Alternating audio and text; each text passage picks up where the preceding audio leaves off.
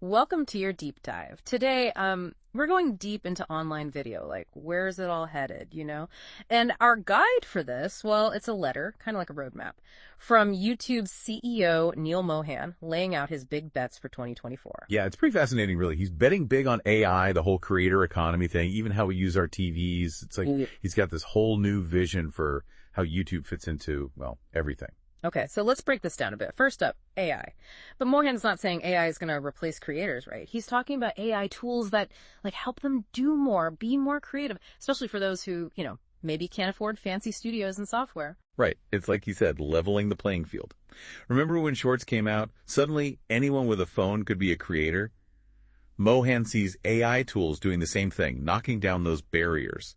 So someone with a great idea, but maybe not a lot of resources, can still share their story. So AI is like the new smartphone camera. Everyone's got access, and it can really shake things up. Exactly. And he even gives some examples. There's Dream Screen for Shorts. So imagine creating those cool backgrounds and effects, but you just do it on your phone. That's wild. No more messing around with green screens or expensive editing software.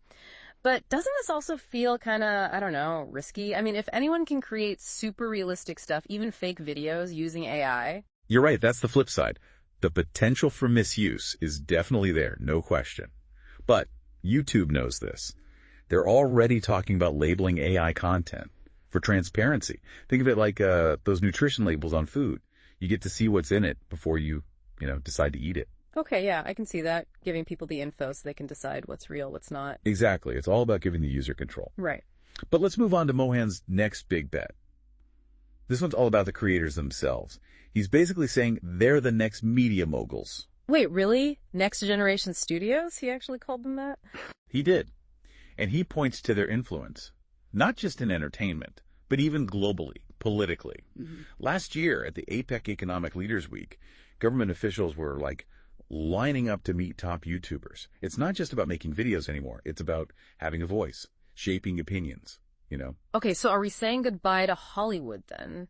Is everything going to be made by individual creators now? That's the big question, isn't it? I mean, it's probably not about replacing Hollywood completely.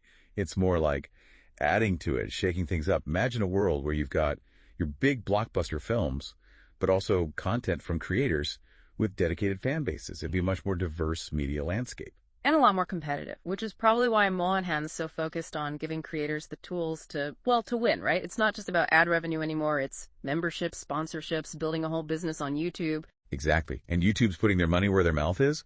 They're pushing those features like channel memberships and super chats so fans can directly support creators. They're also making it easier to sell merch, connect with brands, the whole 9 yards. So it's like YouTube's becoming this incubator for a whole new kind of media empire. But to really go head-to-head with traditional media, there's something else YouTube needs to conquer: your living room. And wouldn't you know it, that's Mohan's third big bet. And that's a whole other conversation. It's pretty amazing when you think about it. Like, how many creators have we watched, go from making videos in their bedroom to having a whole brand? Merch, podcasts, even books. It's wild. It really is something else. And Mohan's point is that this whole creator economy thing, it deserves to be taken seriously. Mm-hmm. Not just by fans, but by governments, industry bigwigs, everyone. He's saying content creation is a real career path, right? Like, it should be treated that way. 100%. He wants creators at the table for those big industry events, policy discussions, the whole shebang. It's bigger than just YouTube now. It's about how we value creativity in this digital age, Okay, I get that, but let's be real. YouTube's still mainly about entertainment, right? And when it comes to entertainment, nothing beats the living room. Which brings us back to Mohan's third big bet. He wants to make YouTube the ultimate home entertainment hub. And that's where things get really interesting. We're talking about going toe-to-toe with cable TV. He threw out some pretty crazy numbers in this letter. Like, get this, YouTube viewers watch over 1 billion hours of content every single day on their TVs. 1 billion. 1 billion. It's mind-boggling, right? Okay, sure, some of that's got to be cat videos, but still, it shows how people are using YouTube. It's not just quick clips on your phone anymore. People are settling in for longer viewing sessions on the big screen. And YouTube's definitely noticed that. Hence things like YouTube TV. They've got, over 8 million subscribers now? News, sports, they're trying to offer it all.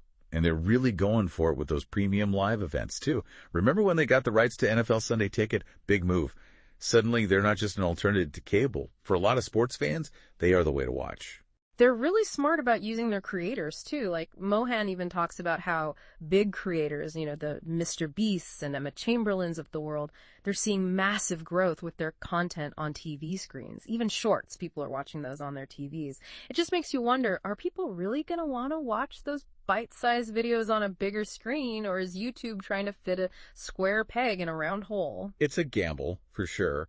But YouTube's always been about trying new things, seeing what works. And hey, it's working for YouTube Music. They've hit that 100 million subscriber mark. Okay, yeah, they've had their wins. But with all this talk about AI, creators reaching millions of people, it makes you think about the responsibility that comes with a platform as huge as YouTube, right? How do you make sure it's a safe experience for everyone, especially with all the misinformation and harmful content out there? That's the million-dollar question. And it's something Mohan addresses directly in his letter. He knows that with great power comes great responsibility, especially when it comes to things like news and content for kids. Yeah, especially since they've got something like 100 million kids watching their content every month. That's huge. It's massive. And it's not just about protecting kids, it's about tackling misinformation in general. Making sure that what people see, especially during something as important as an election, is accurate and trustworthy. Which, let's be honest, with all those AI-generated deepfakes floating around these days, that's no easy feat. Exactly. That's where those labels for AI-generated content come in.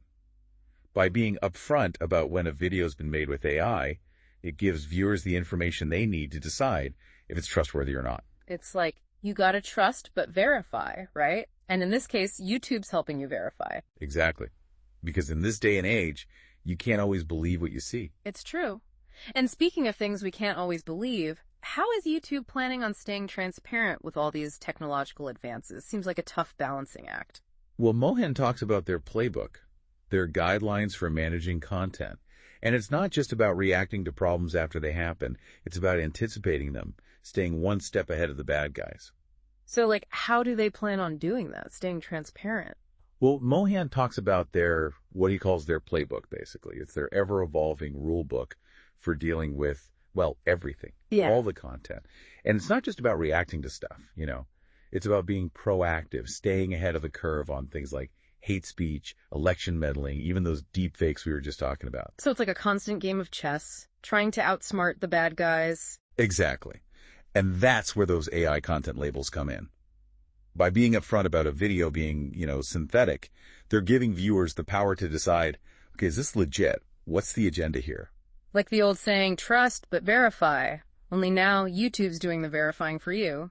Exactly. Because like we said, these days you can't just trust your eyes. Yeah.